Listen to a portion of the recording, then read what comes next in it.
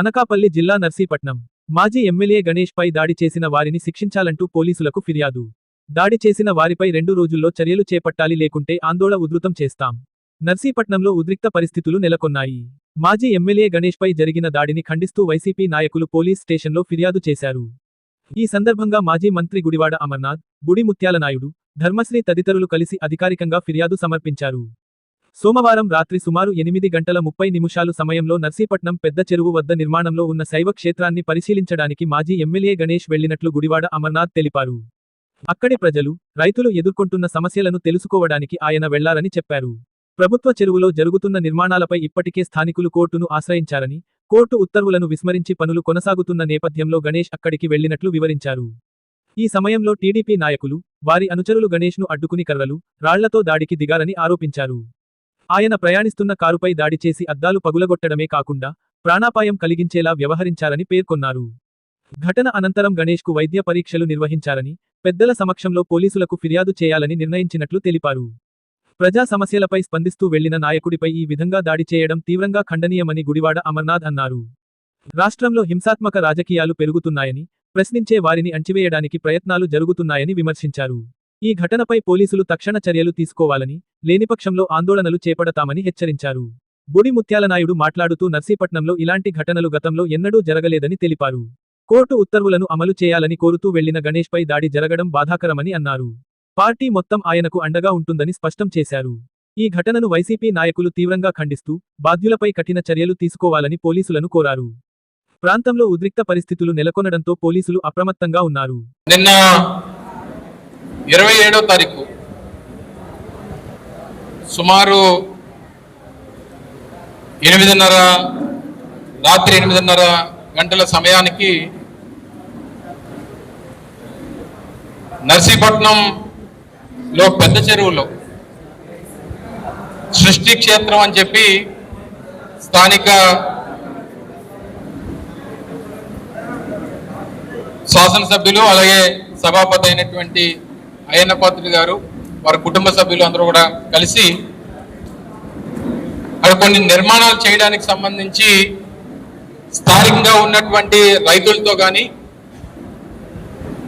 లేదా అక్కడ ఉన్నటువంటి ప్రజలతో కానీ ఎవరితో కూడా చర్చించకుండా చేసినటువంటి నిర్మాణాలకు సంబంధించి స్థానికంగా ఉన్నటువంటి రైతాంగం, స్థానికంగా ఉన్నటువంటి ప్రజలు అందరూ కూడా ప్రధాన ప్రతిపక్షంగా ఉన్నటువంటి వైఎస్ఆర్ కాంగ్రెస్ పార్టీ నాయకత్వాన్ని, స్థానిక మాజీ శాసనసభ్యులుగా ఉన్నటువంటి సోదరులు గణేష్ గారిని వారందరూ కూడా ఆశ్రయించడం, వారి ఏదైతే వారికి ఉన్నటువంటి ఇబ్బందుల్ని వారి దృష్టిలో పెట్టడం, వారితో కలిసి దాని మీద కోర్టుకు వెళ్ళడం, కోర్టు ఆ నిర్మాణాలకు సంబంధించి స్టే ఇవ్వడం అనేటువంటిది గడిచినటువంటి 4 రోజులుగా జరుగుతున్నటువంటి సందర్భాలు మీ అందరూ కూడా చూస్తూ ఉన్నారు. ప్రజలు, మరి ముఖ్యంగా నర్సీపట్నం ప్రజలందరూ కూడా తెలుసు. అయితే కోర్టు ఇచ్చినటువంటి ఆర్డర్ని ధిక్కరిస్తూ జరుగుతున్నటువంటి నిర్మాణాలు, నిన్న గణేష్ గారు కొన్ని కార్యక్రమాలు చూసుకుంటూ ఆ దారిలో వస్తుండగా కోర్టు ఆర్డర్ ఇచ్చిన తర్వాత కూడా ఇక్కడ ఏ రకంగా నిర్మాణాలు జరుగుతున్నాయని చెప్పి వారు ఆగి వాటిని పరిశీలించడానికి అని చెప్పి నిన్న వారు అక్కడ ఆగడం జరిగింది.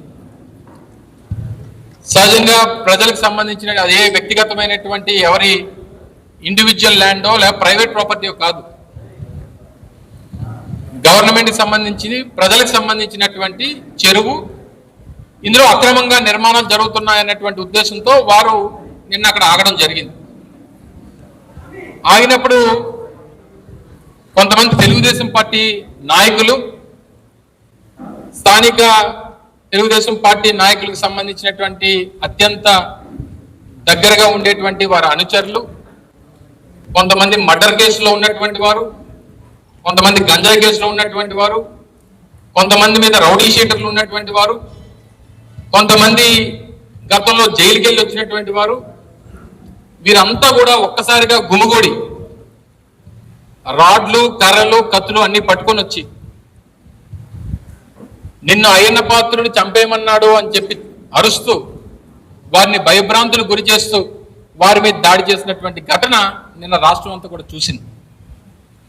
అప్పుడే ఉన్నటువంటి ఈ జరుగుతున్నటువంటి సందర్భంలో స్థానికంగా ఉన్నటువంటి ఎస్ఐ ఎవరో రావడం, వారిని తప్పించి పంపించాలన్నటువంటి ప్రయత్నం చేయడం, అయినప్పటికీ కారు మీద దాడి చేసి, కారు కూడా ఇక్కడే సాక్ష్యంగా కనబడతా ఉంది, కారు మీద రాళ్లతో దాడి చేసి ఎలాగన్నా వారిని చంపాలన్నటువంటి ఉద్దేశంతో ప్రయత్నం చేయగా వారికి వ్యక్తిగత సహాయకుడిగా ఉన్నటువంటి బాబు, అసలు పేరు పూర్తి పేరేంటమ్మా, గణేష్ బాబు అనేటువంటి ఆయన వ్యక్తిగత సహాయకుడిని బయటికి లాగి తన్ను కూడా చంపాలన్నటువంటి ప్రయత్నం చేస్తే ఈలోపు ఏదో రకంగా బయటపడి వచ్చినటువంటి సందర్భాలు మనం చూసాం.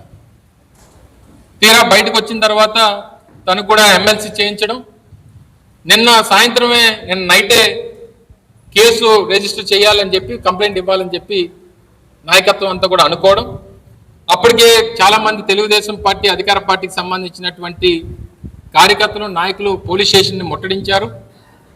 అక్కడికి మళ్ళీ మన వాళ్ళు వెళ్తే మళ్ళీ లా అండ్ ఆర్డర్ ఇష్యూ వస్తుంది అన్నటువంటి ఉద్దేశంతో ఈ రోజు వరకు ఆగి ఈరోజు పెద్దలందరి సమక్షంలో వెళ్ళి ఈ కంప్లైంట్ని డిపార్ట్మెంట్కి ఇవ్వాలని చెప్పి ఇప్పుడు నిర్ణయం తీసుకోవడం జరిగింది. అయితే ఈరోజు ప్రజాస్వామ్యం ప్రపంచంలో అతిపెద్ద ప్రజాస్వామ్యం భారతదేశం. ఆ ప్రజాస్వామ్యంలో ఉన్నటువంటి హక్కుల్ని, తద్వారా మనకున్నటువంటి ప్రతిపక్షంగా మాకున్నటువంటి బాధ్యతని నిర్వర్తించేటువంటి క్రమంలో జరుగుతున్నటువంటి దాడి అని చెప్పి సందర్భంగా తెలియజేస్తా ఉన్నాం. మర్డర్ యాక్టివిటీస్ ఇందులో ఇన్వాల్వ్ అయినటువంటి వ్యక్తులు ఇందులో అందరూ ఉన్నారు కాబట్టి తక్షణమే వాళ్ళ మీద యాక్షన్ తీసుకోవాలనేటువంటిది వైఎస్ఆర్ కాంగ్రెస్ పార్టీ డిమాండ్ చేస్తూ ఉంది. కంప్లైంట్ ఇచ్చిన తర్వాత రేపు ఎల్లుండి చూసి దాని మీద కార్యాచరణ రూపొందించి యాక్షన్ తీసుకోకపోతే మాత్రం ఈ సందర్భంగా మరొకసారి తెలియజేస్తూ ఉన్నాం, జిల్లా అంతా కూడా ఏకమవుతుంది. జిల్లా నాయకత్వం, జిల్లాలో ఉన్నటువంటి పార్టీ కార్యకర్తలు, జిల్లాలో వైఎస్ఆర్ కాంగ్రెస్ పార్టీ నాయకత్వం అంతా కూడా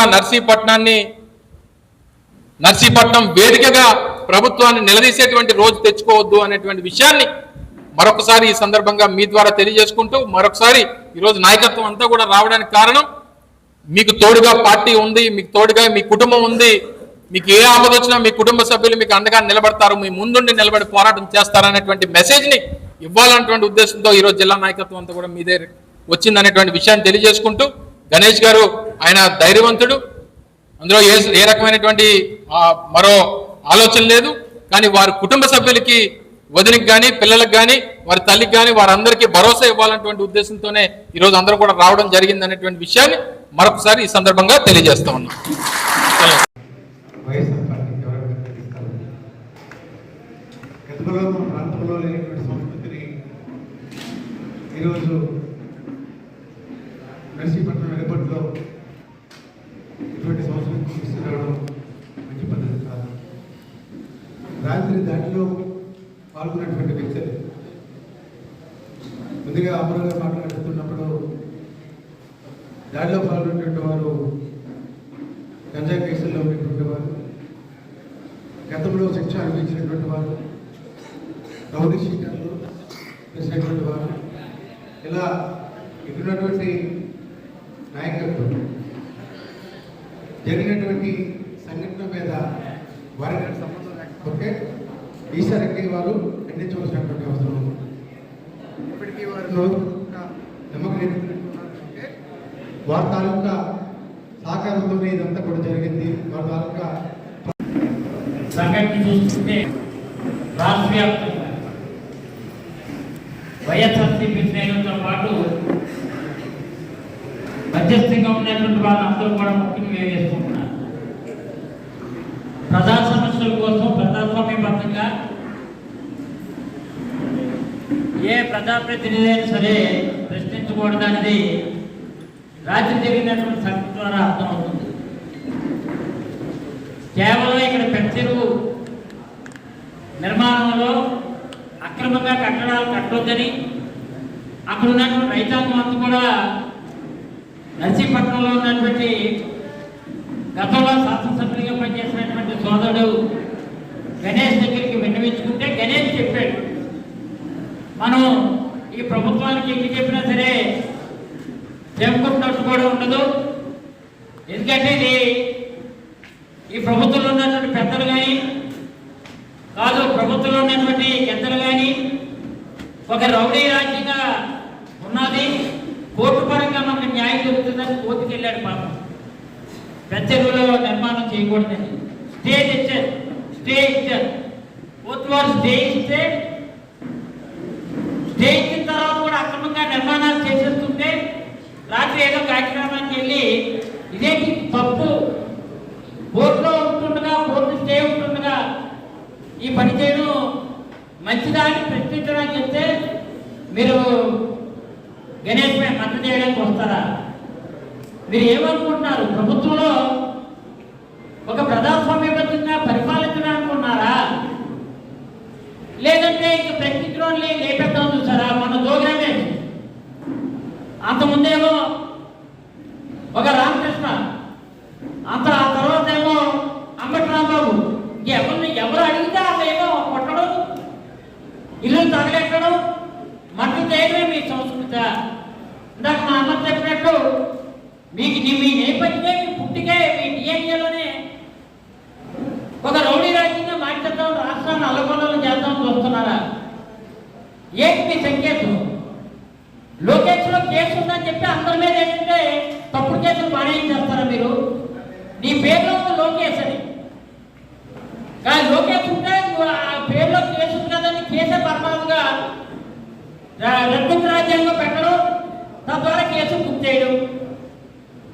ఏంటి మీరేంటి? మాకు ఎప్పుడైనా ఉత్తరాంధ్రాలు ఎలాంటి సంస్కృతి, ఎలాంటి కేసు నేచర్ కానీ ఎలాంటి గట్టి కానీ మాకు ఎప్పుడు లేదే. గతంలో ఎంతో మంది తెలుగుదేశం వాళ్ళు కూడా గతంలో పరిపాలించారు, ఎప్పుడు ఇలాంటి లేదు. దౌర్భాగ్యం ఇప్పుడే ఈ పరిస్థితి. దానికి ఎవరినే రౌడీ షీట్లు ఎవరున్నారో, రౌడీ షీటర్స్, ఆ గంట వ్యాపారానికి దానిలో ఉన్నటువంటి వాళ్ళు ఎవరున్నారో. నమస్తే అండి. నిన్న అనగా తేదీ 27/4/26 రాత్రి 8:30 సమయంలో సృష్టి క్షేత్రం దగ్గర బ్యూటిఫికేషన్ వర్క్స్ అవి జరుగుతున్నాయనే సమాచారంతో ఎక్స్ఎమ్మెల్యే ఉమా గణేష్ గారు, మెట్ల ఉమాశంకర్ గణేష్ గారు, అతని అనుచరులు కొంతమంది వెళ్ళి అక్కడ ఉన్నటువంటి ఒక ట్రిప్పర్ లారీని ఆపడం జరిగింది. దాని మీద అప్పుడే వైజాగ్ మీటింగ్కి వెళ్ళి వచ్చినటువంటి కొంతమంది తెలుగుదేశం కార్యకర్తలు ఆ విషయం తెలుసుకొని వాళ్ళు కూడా అక్కడికి చేరుకోవడం, ఇద్దరి మధ్య వాగ్వాదం చోటు చేసుకొని స్వల్ప ఘర్షణలు పడ్డారు. దానిలో ఎవరో గుర్తు తెలియని వ్యక్తి ఒక ఎక్స్ఎమ్మెల్యే గారి కారు అద్దాన్ని పగలగొట్టేశారు. అది దాని మీద విచారణ జరిపి తగు చర్యలు తీసుకుంటాం. Thank you.